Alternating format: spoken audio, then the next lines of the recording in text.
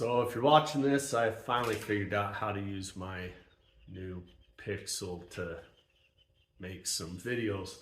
But what I'm working on today is a lot of different things. I'd like to get this seat frame cleaned up and painted and put in so I can figure out where my brake booster needs to go. And then I'm going to, hopefully with the help of my boys, get the cab on, get the front clip mocked up, and see exactly where I need to be.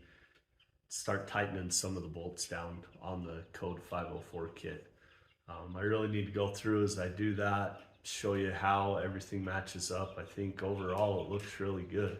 I'm really happy with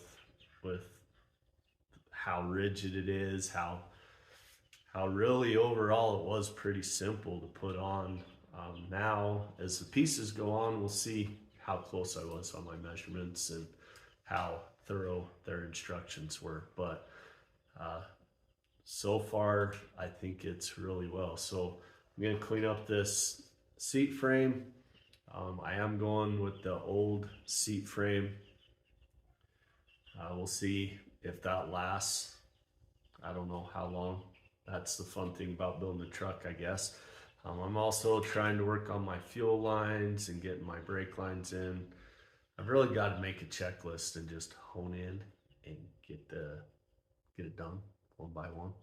Otherwise, I'm just gonna be spinning my wheels forever on this thing.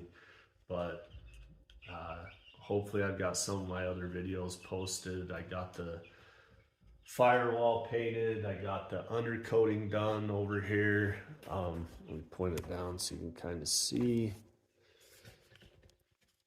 So got the undercoating done, firewall painted. I've done quite a bit of painting on the inside for the dash in the back.